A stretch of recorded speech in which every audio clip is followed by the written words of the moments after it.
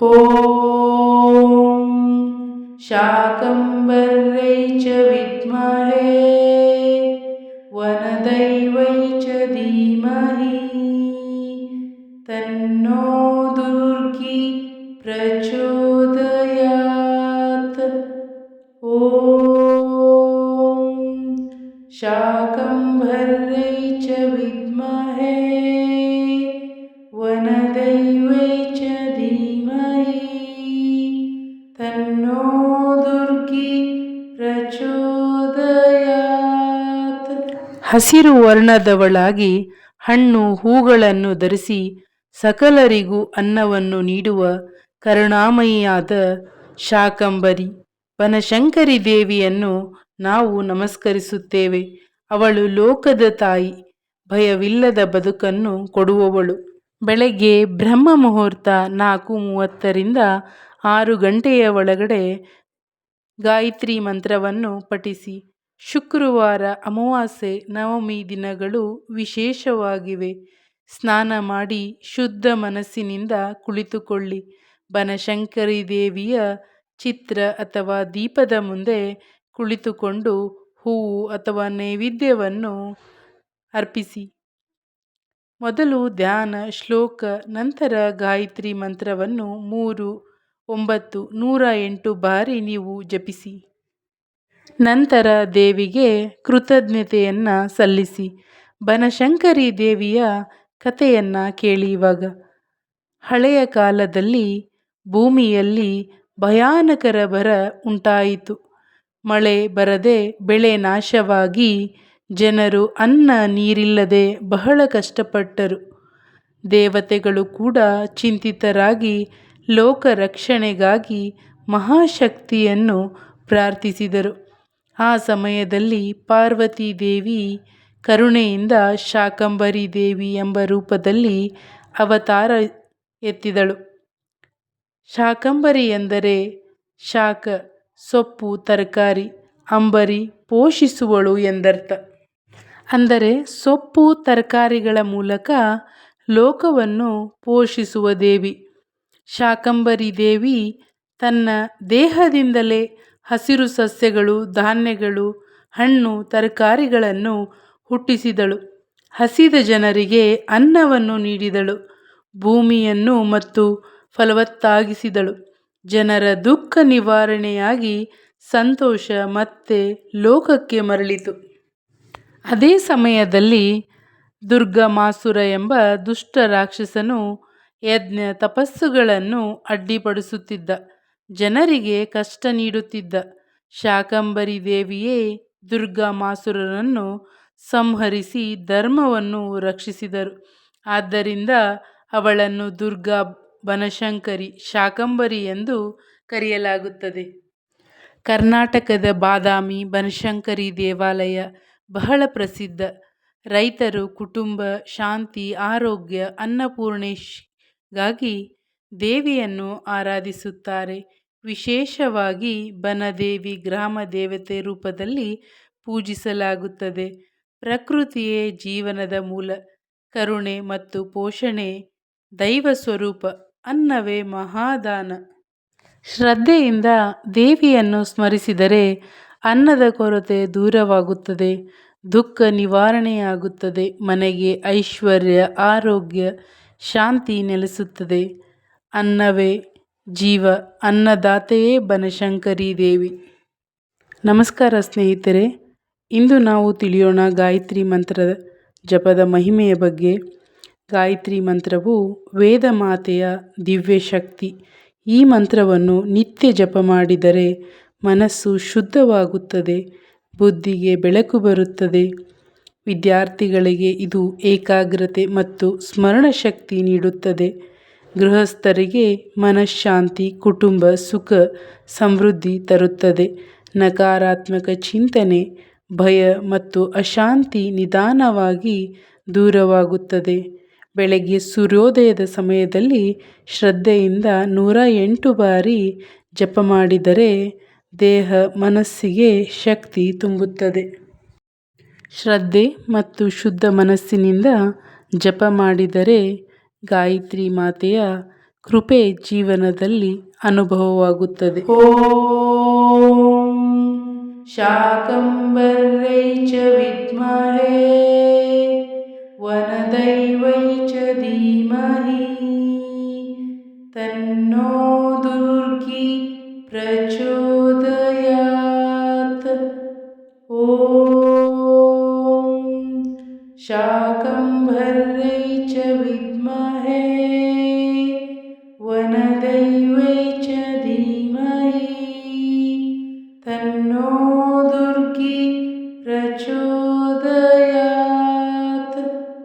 ಓಂ ಶಾಕಂಭರ್ಯೈ ಚ ವಿದ್ಮಹೇ ವನದೈವೈ ಚ ಧೀಮಹಿ ತನ್ನೋ ದುರ್ಗಿ ಪ್ರಚೋದಯಾತ್. ಓಂ ಶಾಕಂಭರ್ಯೈ ಚ ವಿದ್ಮಹೇ ವನದೈವೈ ಚ ಧೀಮಹಿ ತನ್ನೋ ದುರ್ಗಿ ಪ್ರಚೋದಯಾತ್.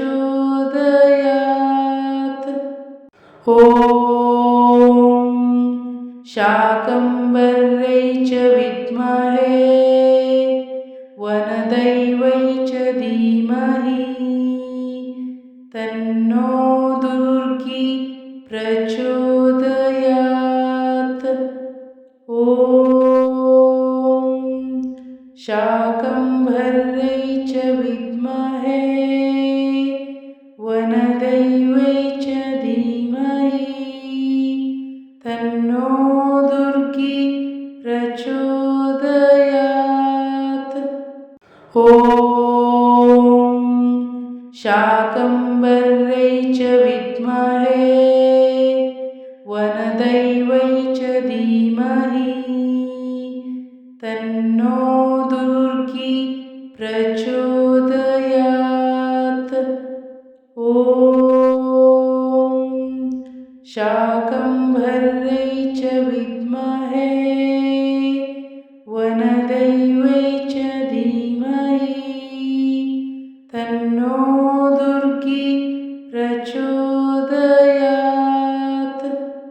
ಓಂ ಶಾಕಂಭರ್ಯೈ ಚ ವಿದ್ಮಹೇ ವನದೈವೈ ಚ ಧೀಮಹಿ ತನ್ನೋ ದುರ್ಗಿ ಪ್ರಚೋದಯಾತ್. ಓಂ ಶಾಕಂಭರ್ಯೈ ಚ ವಿದ್ಮಹೇ ವನದೈವೈ ಚ ಧೀಮಹಿ ತನ್ನೋ ದುರ್ಗಿ ಪ್ರಚೋದಯಾತ್. ಓಂ ಶಾಕಂಭರ್ಯೈ ಚ ವಿದ್ಮಹೇ ವನದೈವೈ ಚ ಧೀಮಹಿ ತನ್ನೋ ದುರ್ಗಿ ಪ್ರಚೋದಯಾತ್. ಓಂ ಶಾಕಂಭರ್ಯೈ ಚ ವಿದ್ಮಹೇ ವನದೈವೈ ಚ ಧೀಮಹಿ ತನ್ನೋ ದುರ್ಗಿ ಪ್ರಚೋದಯಾತ್. ಓಂ ಶಾಕಂಭರ್ಯೈ ಚ ವಿದ್ಮಹೇ ವನದೈವೈ ಚ ಧೀಮಹಿ ತನ್ನೋ ದುರ್ಗಿ ಪ್ರಚೋದಯಾತ್. ಓಂ ಶಾಕಂಭರ್ಯೈ ಚ ವಿದ್ಮಹೇ ವನದೈವೈ ಚ ಧೀಮಹಿ ತನ್ನೋ ದುರ್ಗಿ ಪ್ರಚೋದಯಾತ್. ಓಂ ಶಾಕಂಭರ್ಯೈ ಚ ವಿದ್ಮಹೇ ವನದೈವೈ ಚ ಧೀಮಹಿ ತನ್ನೋ ದುರ್ಗಿ ಪ್ರಚೋದಯಾತ್. ಓಂ ಶಾಕಂಭರ್ಯೈ ಚ ವಿದ್ಮಹೇ ವನದೈವೈ ಚ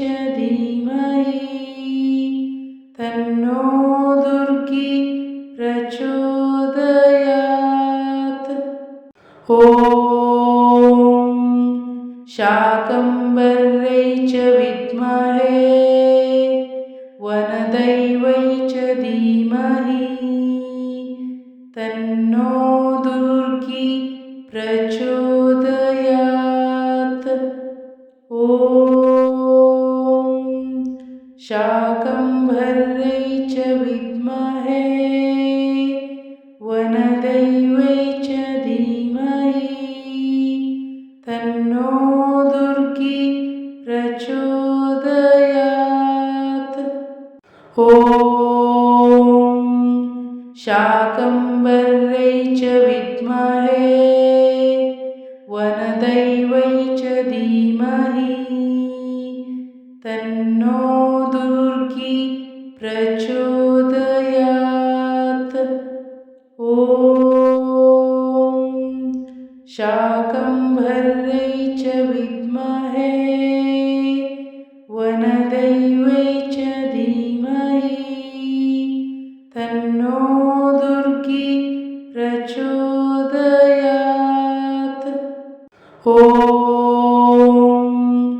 शाकम्भर्यै च विद्महे वनदैवै च धीमहि तन्नो दुर्गी प्रचोदयात्। ॐ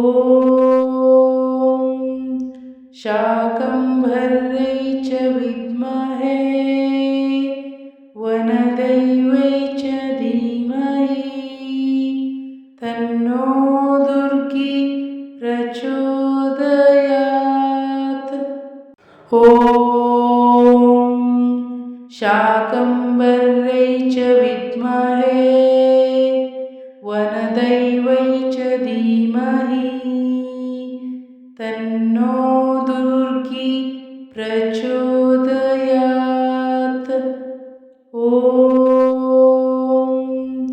शाकम्भर्यै च विद्महे वनदैवै च धीमहि तन्नो दुर्गी प्रचोदयात्।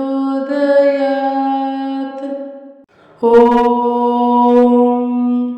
शाकम्भर्यै च विद्महे वनदैवै च धीमहि तन्नो दुर्गी प्रचोदयात्। ॐ शाकम्भर्यै च विद्महे वनदैवै च धीमहि तन्नो दुर्गी प्रचोदयात्। ॐ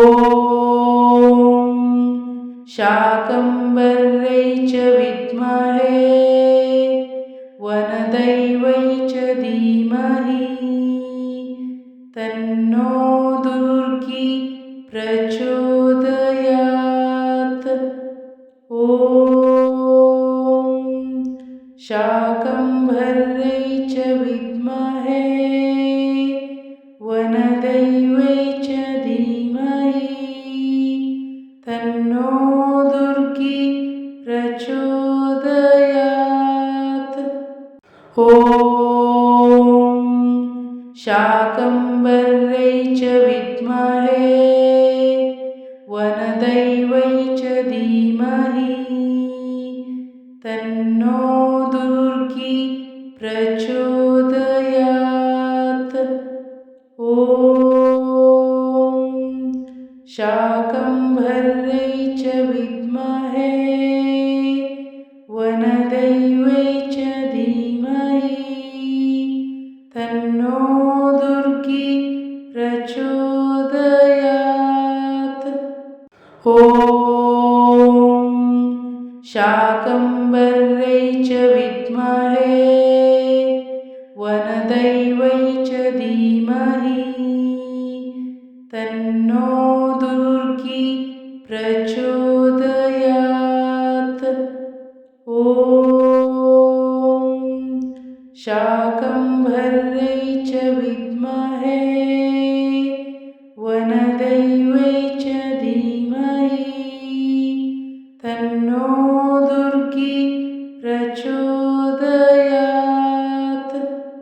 ॐ शाकम्भर्यै च विद्महे वनदैवै च धीमहि तन्नो दुर्गी प्रचोदयात्। ॐ शाकम्भर्यै च विद्महे वनदैवै च धीमहि तन्नो दुर्गी प्रचोदयात्। ॐ शाकम्भर्यै च विद्महे वनदैवै च धीमहि तन्नो दुर्गी प्रचोदयात्। ॐ शाकम्भर्यै च विद्महे वनदैवै च धीमहि तन्नो दुर्गी प्रचोदयात्। ॐ शाकम्भर्यै च विद्महे वनदैवै च धीमहि तन्नो दुर्गी प्रचोदयात्। ॐ शाकम्भर्यै च विद्महे वनदैवै च धीमहि तन्नो दुर्गी प्रचोदयात्। ॐ शाकम्भर्यै च विद्महे वनदैवै च धीमहि तन्नो दुर्गी प्रचोदयात्। ॐ शाकम्भर्यै च विद्महे वनदैवै च धीमहि तन्नो दुर्गी प्रचोदयात्। ॐ शाकम्भर्यै च विद्महे वनदैवै च धीमहि तन्नो दुर्गी प्रचोदयात्। ॐ शाकम्भर्यै च विद्महे वनदैवै च धीमहि तन्नो दुर्गी प्रचोदयात्। ॐ शाकम्भर्यै च विद्महे वनदैवै च धीमहि तन्नो दुर्गी प्रचोदयात्। ॐ शाकम्भर्यै च विद्महे वनदैवै च धीमहि तन्नो दुर्गी प्रचोदयात्। ॐ शाकम्भर्यै च विद्महे वनदैवै च धीमहि तन्नो दुर्गी प्रचोदयात्। ॐ शाकम्भर्यै च विद्महे वनदैवै च धीमहि तन्नो दुर्गी प्रचोदयात्। ॐ शाकम्भर्यै च विद्महे वनदैवै च धीमहि तन्नो दुर्गी प्रचोदयात्। ॐ शाकम्भर्यै च विद्महे वनदैवै च धीमहि तन्नो दुर्गी प्रचोदयात्। ॐ शाकम्भर्यै च विद्महे वनदैवै वनदैवै च धीमहि तन्नो दुर्गी प्रचोदयात्। ॐ शाकम्भर्यै च विद्महे वनदैवै च धीमहि तन्नो दुर्गी प्रचोदयात्। ॐ शाकम्भर्यै च विद्महे वनदैवै च धीमहि तन्नो दुर्गी प्रचोदयात्। ॐ शाकम्भर्यै च विद्महे वनदैवै च धीमहि तन्नो दुर्गी प्रचोदयात्। ॐ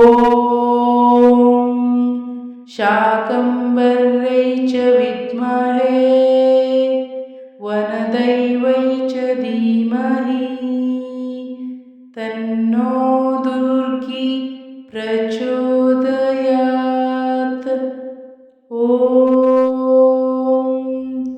शाकम्भर्यै च विद्महे वनदैवै च धीमहि तन्नो दुर्गी प्रचोदयात्। ॐ शाकम्भर्यै च विद्महे वनदैवै च धीमहि तन्नो दुर्गी प्रचोदयात्। ॐ शाकम्भर्यै च विद्महे वनदैवै च धीमहि तन्नो दुर्गी प्रचोदयात्। ॐ शाकम्भर्यै च विद्महे वनदैवै च धीमहि तन्नो दुर्गी प्रचोदयात्। ॐ शाकम्भर्यै च विद्महे वनदैवै च धीमहि तन्नो दुर्गी प्रचोदयात्। ॐ शाकम्भर्यै च विद्महे वनदैवै च धीमहि तन्नो दुर्गी प्रचोदयात्। ॐ शाकम्भर्यै च विद्महे वनदैवै च धीमहि तन्नो दुर्गी प्रचोदयात्। ॐ शाकम्भर्यै च विद्महे वनदैवै च धीमहि तन्नो दुर्गी प्रचोदयात्। ॐ शाकम्भर्यै च विद्महे वनदैवै च धीमहि तन्नो दुर्गी प्रचोदयात्। ॐ शाकम्भर्यै च विद्महे वनदैवै च धीमहि तन्नो दुर्गी प्रचोदयात्।